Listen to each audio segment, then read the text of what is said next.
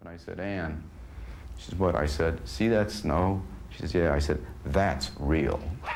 I thought I was, I was trying to root myself. It all worked. It all worked, yeah. It's a good movie.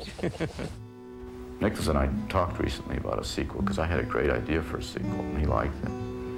If somebody came up with something really good, it might be sort of interesting. It was never seriously talked about. Hi, Buck. How are you? Good. How you doing? Good. What do you got for me? Okay, here it is. The Graduate, Part 2. Oh, good. Now listen, the three principals are still with us. Dustin Hoffman, Anne Bancroft, Catherine Ross. 25 years later. And so are the characters. Ben, Elaine, and Mrs. Robinson. Ben and Elaine are married. Still, they live in a big, old, spooky house up in Northern California somewhere. And Mrs. Robinson lives with them. Her aging mother, who's had a stroke. Mrs. Robinson has a stroke, so she can't talk. It's gonna be funny? Yeah, it'll be funny. With Dark a stroke? and weird and funny and with a stroke. Okay. Maybe it's not a stroke. Maybe it's, I don't know what anyway, it is. Go on. It's a malady of some sort. Okay. She's up there in the bedroom upstairs listening to everything that happens. They've got a daughter who's just graduated from college. That's good. Young blood. 22, 23-year-old, like a Julia Roberts. Right. Okay? Yes, go ahead. Julia Roberts comes Julia home. Roberts Their comes daughter, home. the graduate. Yes, And she the new brings graduate. The new graduate.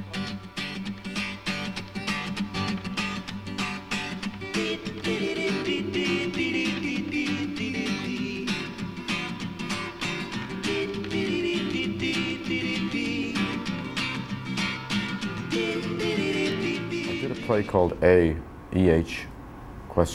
off Broadway. And right after it, I got very good reviews. And I was, I was like an unknown in New York. I'd been in New York 10 years. It's like a breakthrough part for me. And I picked up the Sunday Times one morning, and my face was plastered all over the front of the Arts and Leisure section, still from the play A.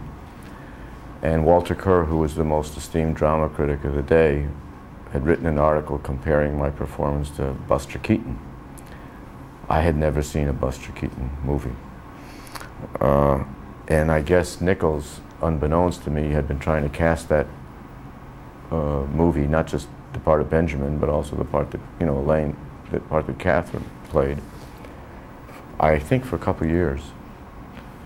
And because the movie was made in 1967, and I think the book was written in about 62. So I think they had gone through so many drafts, and I mean, it'd been a period of years, and then finally a draft that they wanted to shoot, and then they couldn't cast it right. I had just gotten an agent after being in New York almost 10 years, Jane Oliver. And while I was doing A, she said, there's this Mike Nichols movie that they've been trying to cast. And I just immediately said, great, so what? Because I'm not going to have a chance. And I had heard that they had tested everybody. This was like, and I still believe today that Catherine Ross and I, it was like the bottom of the barrel. So, had we tested earlier, we would not have gotten the role. If we had tested a year earlier. The next thing I heard was my agent says to me, you have to sign a contract before you do the test. I said, what do you mean? All these actors have tested over the months or years or whatever it is, have signed contracts, and they do it. They did it then, and I think they might do it today. So it's an option contract. If they don't pick you, the contract is void. If they do pick you, you owe them 6 pictures at a certain amount of money, which escalates. 3 pictures, or 2 pictures were to go to Nichols, 2 pictures were to go to Larry Terman, the producer, 2 pictures were to go to Joe Levine, the distributor. And I remember saying to my agent, fuck it. Later, friends told me that was one of the shrewdest business decisions I ever made, but I knew nothing about business, and I wasn't making it for that reason. I was rather stubborn even in those days, and I did not want to be forced. The thought of being forced to do a part that I didn't want to do was abhorrent to me. And the thought that I would have to make a movie, and then after that, these people could submit, you know, could force me to do 6 movies was just, you know, crazy. Now I go to the screen test for The Graduate. I fly out there. They give me 3 days off from the play. My understudy takes over. And I fly out. And I remember they sent me that script. I only had about 2-3 days to memorize it. I'm a very slow memorizer. I did very badly in school. 10 pages is a lot. And I couldn't sleep. I was so nervous. The night before I flew, because I hadn't memorized it, I stayed up all night, keep trying to memorize. I tried to memorize on the airplane. I land in Los Angeles. So here I am for the first time in a movie studio. I mean, it was Paramount, I can't remember. And I walk into this palatial office, high ceilings, lots of like rooms connecting to rooms, and I see Nichols, I recognize it, against a bar. You know, it's like out of a movie set. And there's glasses and everything. He's with, hi, would you like a drink? You know, he's always so casual. And he comes over to me and shakes hands, and I'm immediately feeling miserable. I just have bad feelings about the whole thing. This is not the part for me. I'm not supposed to be in movies. I'm supposed to be where I belong. An ethnic actor is supposed to be in ethnic New York in an ethnic off-Broadway show, and you know, I know my place. And we start talking, and I can read him. I feel I can read him, like he feels he's made a big mistake. Next thing I know, there's Catherine Ross. Now he brings in Catherine Ross, and she's really beautiful, and that throws me. Because immediately the idea of, you know, I never thought of it, but you know, suddenly who I would be reading with. But and then Anne Bancroft left, and the idea of that the director was connecting me with someone as beautiful as her, it became an even uglier joke. You know, it was like a Jewish nightmare. Anyway, I'm sitting here, she's sitting there, Nichols is sitting there, and pretty soon he's not looking at me at all. And he had never met her before. And he starts talking to her, and I can feel it slowly. I'm going into the wall.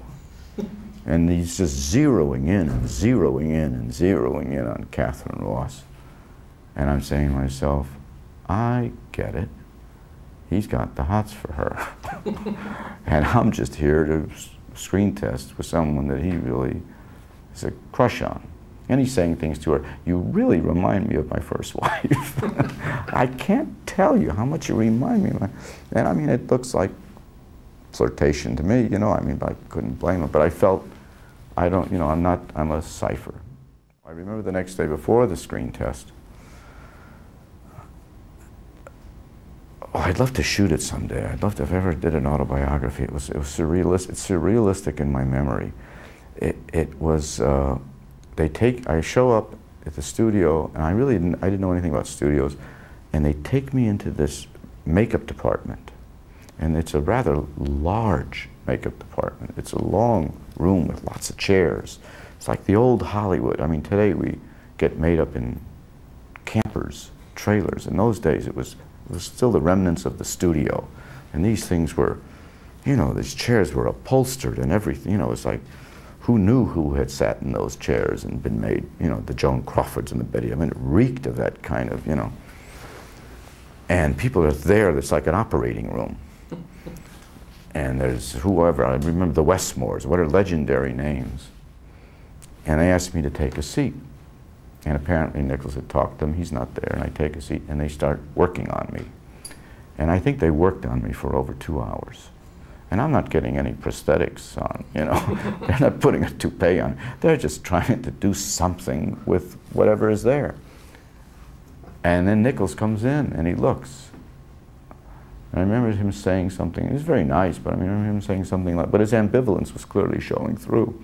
He says, can't you do something about his eyebrows? I know Bobby Duvall, who I used to live with. I don't have it so much now, because as you get older, one of the things you lose is your eyebrows. But he used to kid me, he said, I had one eyebrow. So they plucked me. I'd never been plucked before. I didn't like being plucked very much, but they plucked my eyebrows.